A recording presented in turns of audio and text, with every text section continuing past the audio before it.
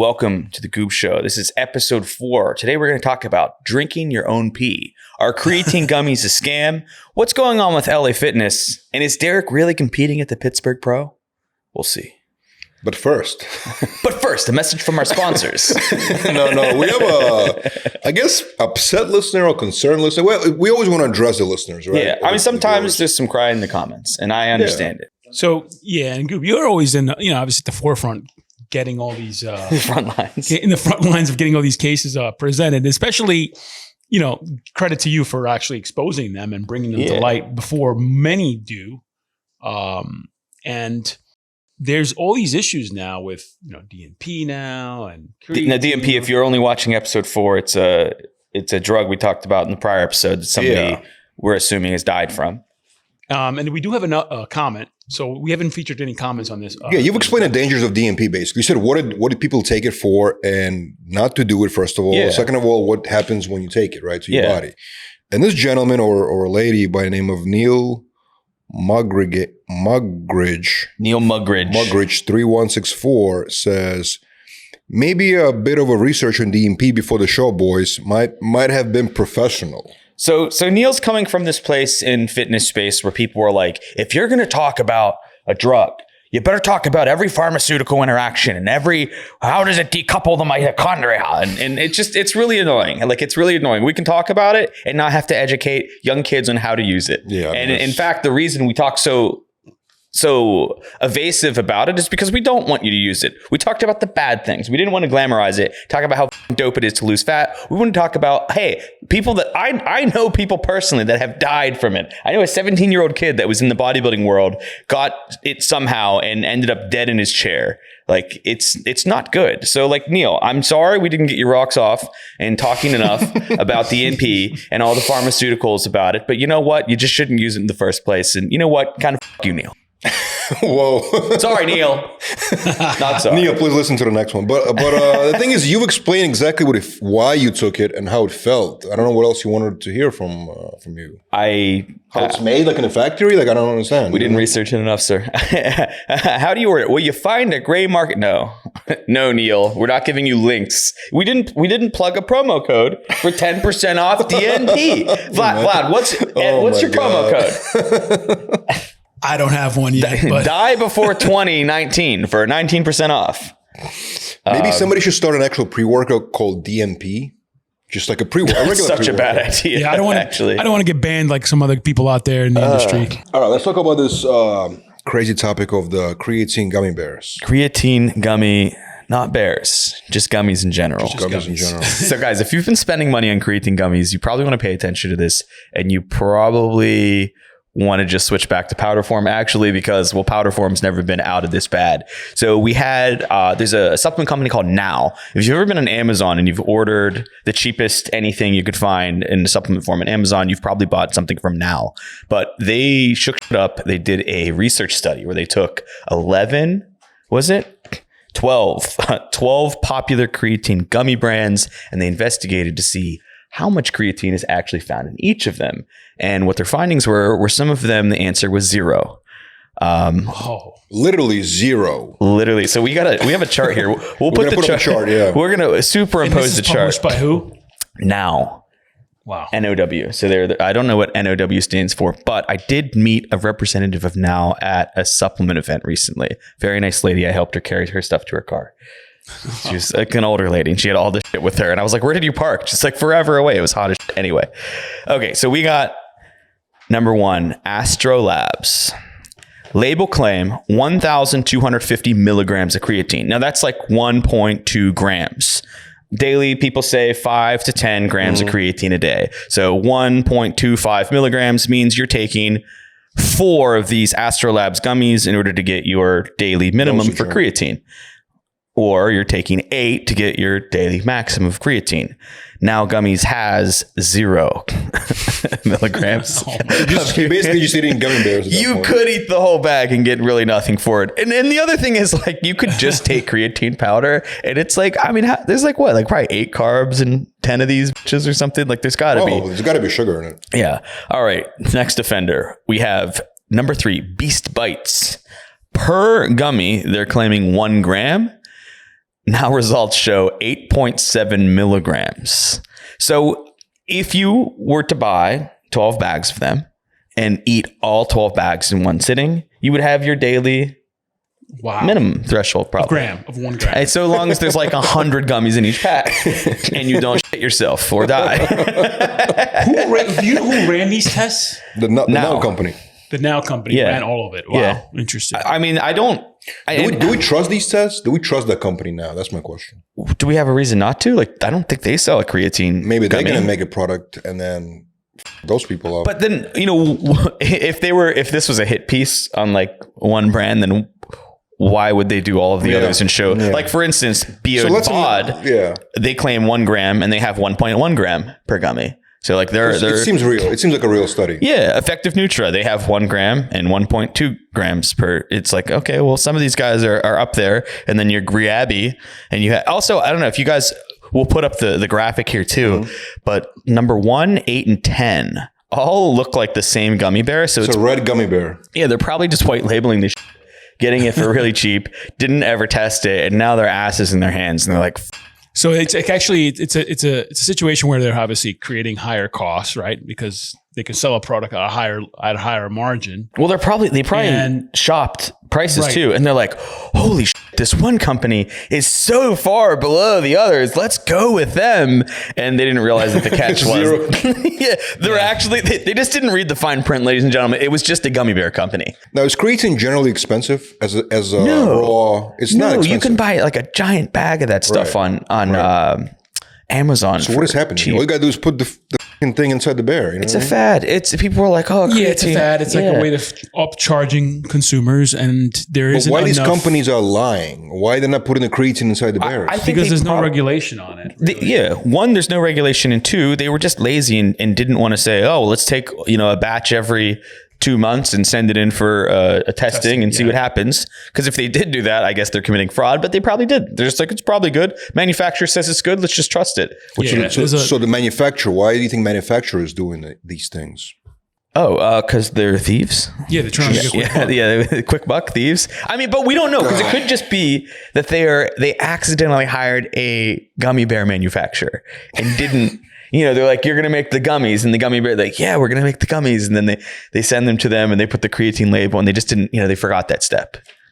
They probably forgot that. Can you imagine, like, okay, gummy bears is one thing. Can you imagine getting a bucket of protein, right? And you take it and there's no protein in it. Like, can you just imagine? That's it's crazy. Happened. I promise you it's happened. Yeah. There was a huge, it's cool because like, this happened back in 2013, 2014. Yeah. And there was a huge, like, Optimum Nutrition was on that list. Like, there were tons of brands and they weren't all like 0, but a lot of them were half. Right. Well, they're promoting like 30 grams of protein, and then you find out that there's only 15 or 18. They were amino spiking, right? Yeah. Yes, I heard about that. Yes. So what happened there? Everybody got their shit together.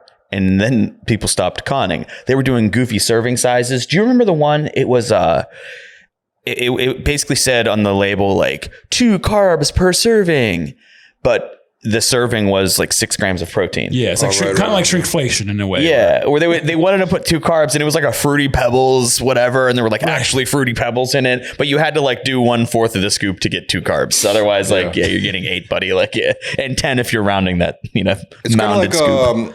You heard those cookies, Larry and Lenny cookies? Yeah. Shout out Rich Payana, a tasty little snack. Yeah, but there was something, they got exposed or something because of the amount of sodium that was in it. Like, if you look at the sodium, but then it's like times 2. No. It's because in one cookie. It said 16 grams of protein on the front, but you had to eat the whole cookie. Or no, it said. I don't quote me on this, Lenny and Larry's. Please don't sue me. But I think it said something to the effect of. On the front, it would say 16 grams of protein. Right. And then when you turned it over, it would say the calories in the nutrition panel, but it was for half of the cookie. Exactly. So on the front, they're marketing for the entire, if you eat this whole thing, what they're supposed to do is put the serving size. Because otherwise, a gallon of milk could put on the front, how much protein's in a gallon of milk? Like hundreds of grams. 500 grams of protein. People be like, hell yeah, milk, I love it. But it tastes great, so whatever. I mean, the cookies are amazing. They're good cookies. Just like, they shouldn't be doing that. Because they got me. Right. I remember when those came out, I was like, Rich Pound's eating them. I'm going to get one. I think people need to just stick to powdered form creatine, and then, they could mix it into juice, water, whatever you want. Eat normal food. Yeah. But so as a consumer, let's say you are buying these products, right? Which I'm assuming a lot of people are buying these products. How do you protect yourself from not getting scammed? You have to pay attention. I mean, you really have to pay attention to this. And also, like, the term supplement. It's supplementing an already good diet and already good training regime. Like, this stuff should not be able to ruin what you have going on because it shouldn't be that involved in what you're doing. The shake, if you can't eat a normal meal, it's supposed to, whatever, you're traveling or you have a busy schedule and it's like one meal is a shake. It shouldn't be, oh my God, like, I've been doing 4 of these shakes a day and there's 0 protein in them and now I'm absolutely screwed. Like, I don't know what's going on. Like, geez. So what's the moral of the story here? Well, we also need to give a little shout out to Concrete. So Concrete's on here. They are number 6. They were saying 250 milligrams per gummy, which is kind of weird because you would have to take, 4 to get to a gram. So it's like, and then 4 times 5. You'd have to. That's a lot of gummies. That's too much. You'd have to eat 20 of the Concrete gummies. And number 5, they're these bricks. This blue brick right here. You'd have to eat 20 of these to get to your, 5 grams of creatine. But apparently their test came back 28.3 milligram, and they put out a huge statement here, which we'll put up in italics. And they're basically saying that, hey, your testing wasn't right. The company said, Vireo Systems, the parent company of Concrete, has established testing protocols and worked with multiple accredited labs while developing the Creatine Gummies. Which is funny, like, because if you like put all this effort into it and you were like, all right, well, if they eat 20 of these, they have like, did you really put that much effort into this? Like, did you really? They have to buy a lot of them to get their minimums. A lot. But anyway, the company has tested its gummies in at least 2 trials using an independent ISO, IEC, they named this the type of laboratory, and the trials demonstrate the creatine HCl content in the gummy was well above 250 milligrams per 4 gram label claim. Additionally, CVS Caremark put the gummies through an extensive testing program to ensure product integrity before accepting them to say. So like they're saying, well, you have a study, but like we totally did our study too. I don't know if they actually posted the data for theirs. They just sent a statement in. It's just a statement. Yeah. They didn't, you think they show the data, but yeah, I don't know. It's kind of just a bad product anyway if you have to eat 20 of them to get a minimum. It's terrible. Yeah, it's pretty bad. It's terrible. Yeah. So anyway, guys, just buy the powder. I don't know. Save tons of dollars. Save money. Save a lot of money. Buy creatine powder. It's Get your totally clean fine. Creatine online. Or guys. eat meat and eggs. I don't know. Man. I don't know. All right. It's definitely better. Well, the eggs are super expensive these days. They are. Might as well not do that either. I love eating boiled eggs, and I'm in shambles right now. You do with the mustard, right? I saw the mustard and salt. Yeah. Oh, that's right. That's the way to go. I'm an egg white guy. I love egg white in the morning. It's like my go-to. But like a soft boiled, the salt and mustard. It's so good. I love it. It's a favorite. Next time we'll have some. I'm in the poorhouse right now because of this. Especially in New York City. All right. So LA Fitness, and they are in the hot water and being sued by the U.S. government. Huh? Yeah. It's never a good day when the U.S. government takes you to court because you're not in good shape. Obviously these are gym chains. We've all been to LA Fitness, especially in LA. There's tons of them out there. Probably the biggest chain in the country, right? Yeah. One of them. Yeah. Well, so the claim that the United States government is bringing against them is based off of Title III, which is Americans with Disabilities Act. So basically the claims are they have all of these people who have been affected that are disabled that tried to use certain parts of their facility. If you read the lawsuit, most of them are like the pool and the jacuzzi. And these are people that have some sort of disability where they can't walk on the treadmill and they have to be in the pool and they can swim around, but they can't walk. Yeah. So they can't get in or out of the pool by themselves. Right. And it's actually really sad. There's one where it's a father and his son or daughter. I don't know if they say son or daughter, but it's a father who was so frustrated that the lift system wouldn't work. And I guess the only barrier for the lift system was a battery was broken and needed to be purchased. The dad buys his own battery and then buys a charger for the battery and installs it at the LA Fitness so that his son can swim in the pool.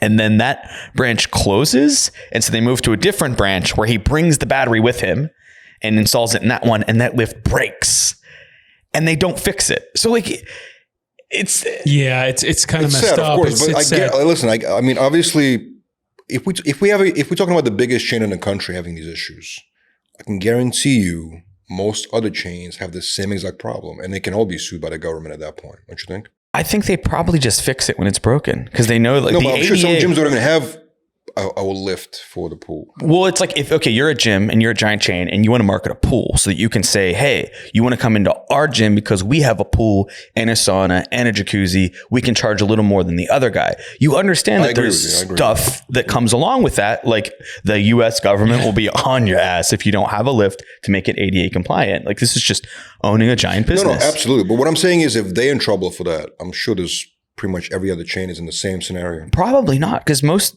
companies they hear the word Title III or ADA and they're like, okay, get this fixed. It's a phone call, and it's probably just. Is there an executive that would say, fix that right now? Absolutely. Like, yeah, but they're not training their people. I'm assuming. I mean, look, for the U.S. Department of Justice to be on this, it's a big deal. Yeah. And it's not the first time, by the way. They were on notice. In 2021, there was a similar situation where I didn't really read all of the soup, but it had to do with Title III and ADA as well. They were on notice for other things, railings, heights of stuff, things that weren't ADA compliant. The problem is when you start charging disabled people extra for utilization of their services or products at these gyms and it don't work, it's a problem. Yeah. So what do you think is going to happen? They're going to have to settle with the government, or what are they going to fix all these things? They'll have to fix it all. And then I guess the settlement from what I read was they had to fix everything and they had to agree to be spot checked every year. And I don't know if this incoming lawsuit was a part of that spot check or not, because they had so many complaints. Like there were people it's actually sad if you read the lawsuit. Like they're telling the story of these there's a woman who like uses the jacuzzi and she has to bring her cell phone with her because sometimes the lift just doesn't work. I mean, that's crazy. And a person from the front desk has to come and like drag her out, and sometimes they don't pick up. Yeah. Which is it's so is every gym, I don't know how it works, but is every gym obligated to have, not just, forget about the pool for a second, but just other things for the disabled people, basically? Yeah. Like railings, this, that, you know what I mean? Yeah, it's like if you're, I think don't quote me on this, but if you're a big enough company and you have this many, whatever. Especially publicly traded probably. Yeah. It's like you can't just have a pool and not have a disability. Like there's a pool in my apartment and I've seen like 3 people in it. And it still has a lift, right? They have a lift and a lifeguard on duty 24/7, or not 24, but the whole time the pool's open, there's a lifeguard on duty and there's a lift. Like you can't have one or the other. And they know this going into it. And having a lift means maintaining the lift and making sure that it's not just there for looks. It's not, look at my lift. Right. Like, no, it's like, yes, does it work? If somebody wanted to use it right now, could they? The answer has to be yes. Right. And unfortunately, in a lot of these LA Fitness cases, the answer is yes. By the way, I had my own beef with LA Fitness. They have a lot of issues. I was going to actually ask you, do you like LA Fitness? No, bro. During COVID, 2019, 2020, somewhere in there, I was just moving out of Connecticut. I had an apartment in Connecticut and there was an LA Fitness there and I had a membership there and I was moving and I'd been there for like 2 months and I went and I was like, hey, I want to cancel my membership. Like, yeah, all good. Okay. This is 2019 or 2020. I just got it finally canceled after calling literally every year, every single year. And the only reason I got it canceled is because I made a fucking post on my page tagging them in it, and a manager from LA Fitness reached out and they were like, hey, I can solve this for you. Like I can get it taken care of. Like I'll put a thing in and run it up the pole or whatever. I'd been getting charged every month for 5 years. Wow. 4 years. And the credit card company couldn't take it off or anything? No, it's like years. I mean, that's on me, like as an adult to like, check your statements. Check your statement and realize there's an extra $60 or whatever coming out. Yeah, but also like they're scumbags. Like they told me multiple times in the like anytime I would talk to them, the resolution was like, "Oh my god, I'm so sorry. Like we didn't mean to not cancel it. Like we'll credit you the last 3 months and then cancel it. I can only go back 3 months." Like okay, cool. And then every single time that's annoying. Yeah, I hate big gyms in general because usually LA Fitnesses are like 2 stories, humongous. I like small gyms personally. And I mean, like that's nice and all, but like then they own you when you sign up there. Like you can never leave. Yeah, they've had a lot of controversies at that gym. There's been fights at the gym. Have been public on TMZ. There's been a bunch of stuff going on at LA Fitness. I mean, that's awesome. That's like I like Waffle House because like if I'm going there, like it's kind of sometimes dinner and a movie. Like there's a fight at the gym. Let's go watch. Like, that sounds good. I think half of the videos that are on what's this guy's channel? The people that are like just like kind of like not defaming, but like shaming people for like being like Joey Swoll. Joey Swoll. I think 60%. I like Joey Swoll videos. Over 50% of his videos are from LA Fitness gyms. Yeah, absolutely. Either a 24 or an LA. Exactly. He'll reach out to me sometimes and be like, "Hey, can you help me find like which one this is?" Because like the people will be like private or like they blocked him or something. I love Joey Swoll videos because some of those people do the craziest shit in the gym. How can you be upset at somebody walking in front of your camera in a public gym? That's crazy. Dude, do you know how many times I've like had to message my friends for stuff they put on their story and I'm like, dude, Joey's gonna get you. You must take this down right now. Immediately. I asked Joey if I could do. He's like, yeah, I did a Joey Swoll-esque thing. This girl that she followed me was filming a woman on a Stairmaster, just walking on the Stairmaster. And she's like, I can't believe she's been here forever. It was like just making fun of her for like walking on the Stairmaster. And I reached out and I was like, hey, what gym is this? And she told me the gym. And so I like called the gym and I sent the thing.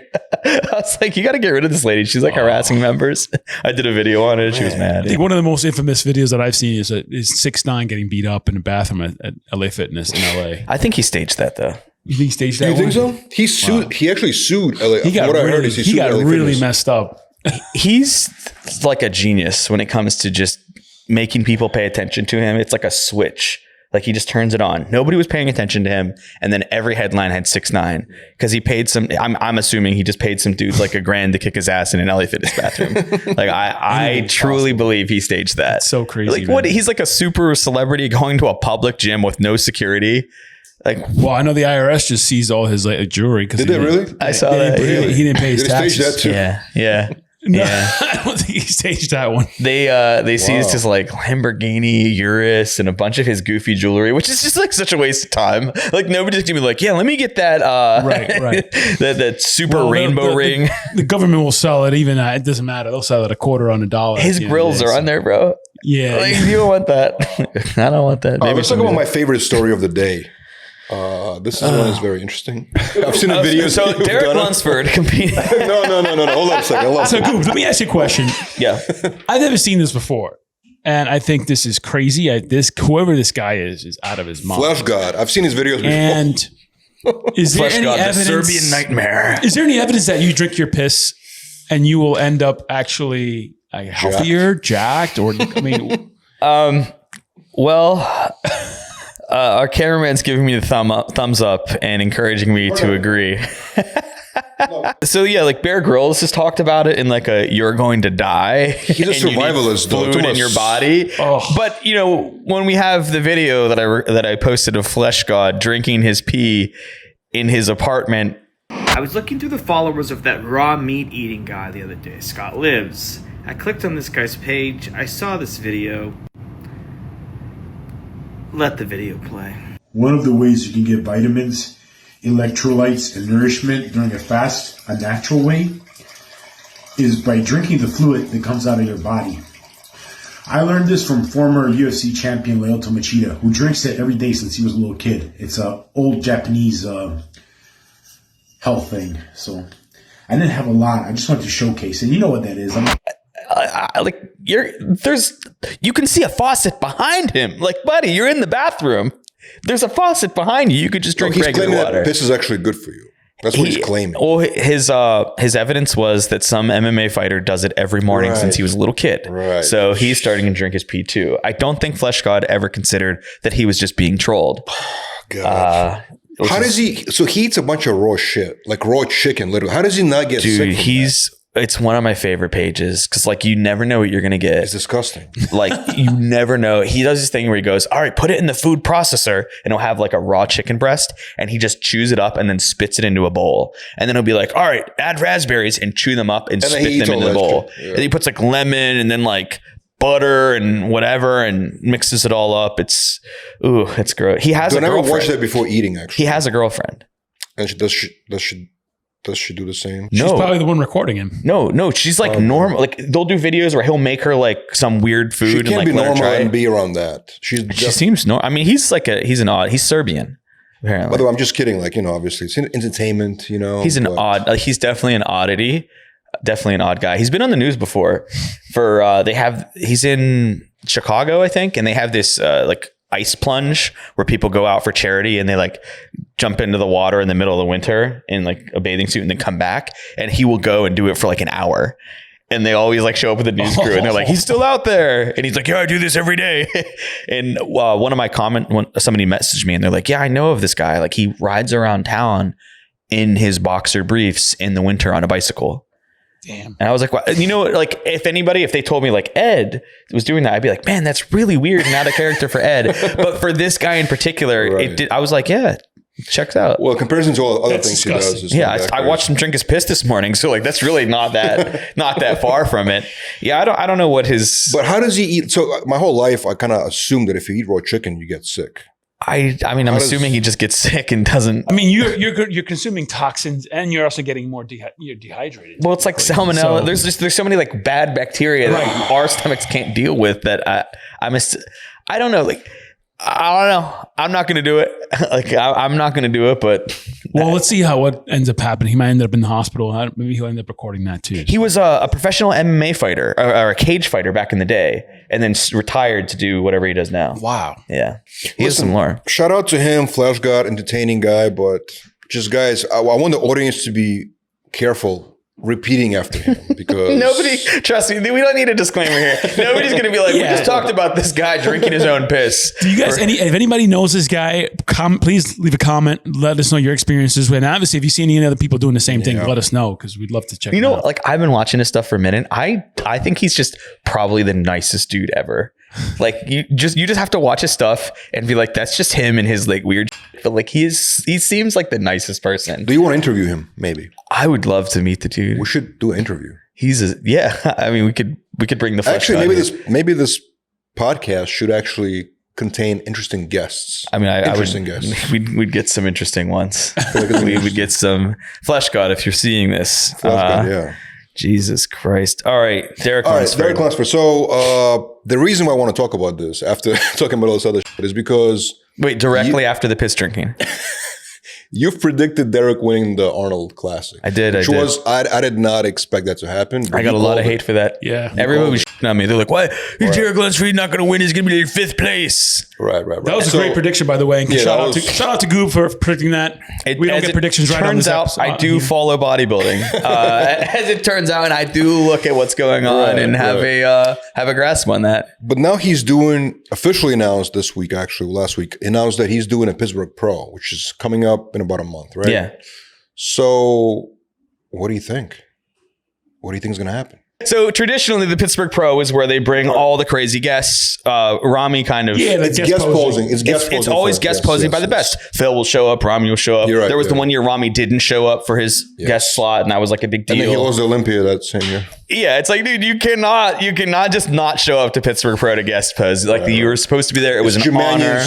Show. He controls it. One time, it was Dexter Jackson was doing guest posing, and I was staying in the same hotel that he was, and I was like 3 doors down, and me and my friends would not shut the fuck up, I guess.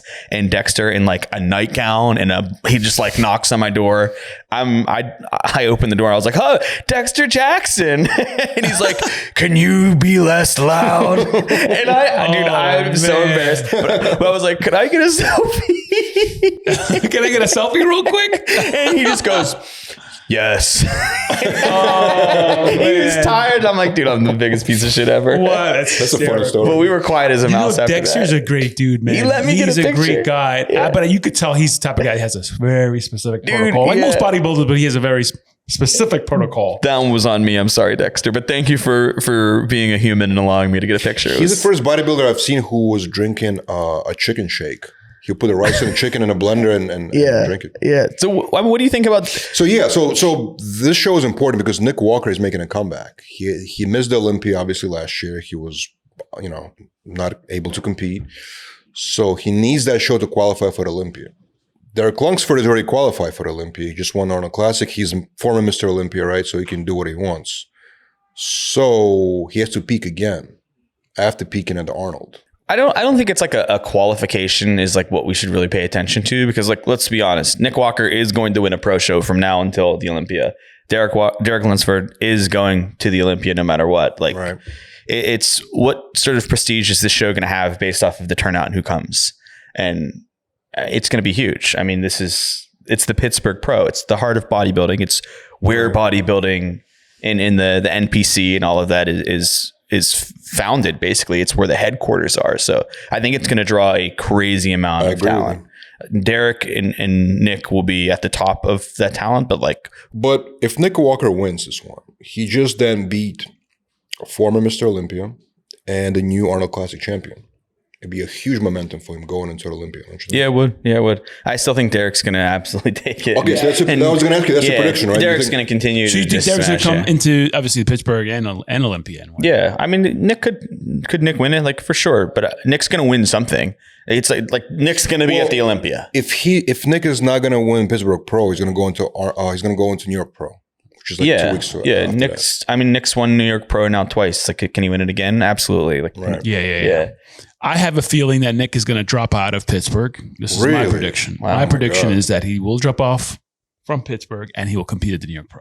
I think that if you want to be, if you're in the industry and like you understand this first show is a non-negotiable. You can't drop out of it. Like, you have to be there. This is huge for the Manions. It's going to look really bad if he drops out of that one. It's a bad look. It's like Rami not showing up for.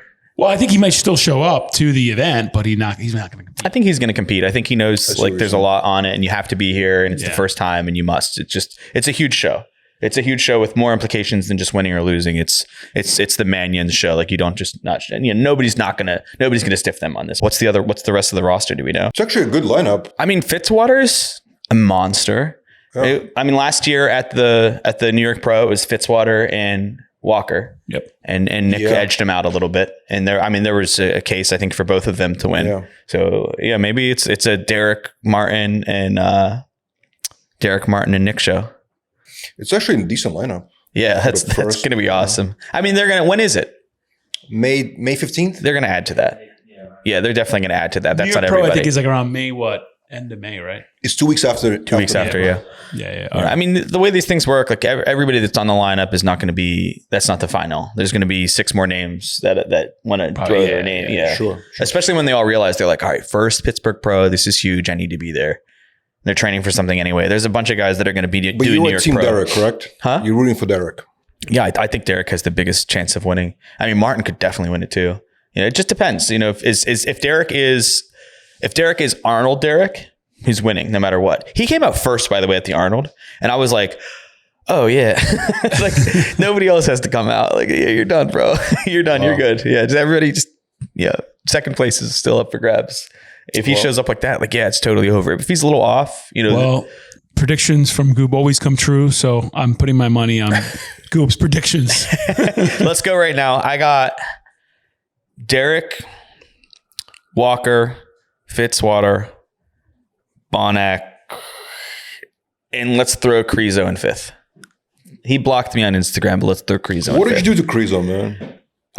He edited his arms for some reason, and I did a video, and he was like, "You're a hater," and I was like, "Dude, no, just stop doing that. You're huge." You should know by now that at some point, somebody's gonna send me the original photo.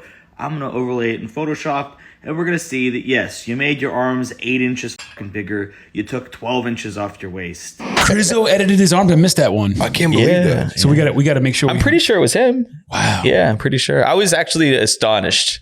Because you're like 300 pounds. Like, he's huge. An animal, bro. And he's known for his arms, actually. Arms are his strongest point. Yeah. One of his strongest points. Well, it's not a surprise. I mean, we've had other Olympia competitors Photoshop. He's one of the only open bodybuilders, though, I've ever caught Like one of the only. Yeah. Is he the first and only men's open bodybuilder you've caught? No, just one of the most known ones for sure. Okay. Yeah, but he just blocked me. I was like, this is so lame. Oh, Jesus, bro, why?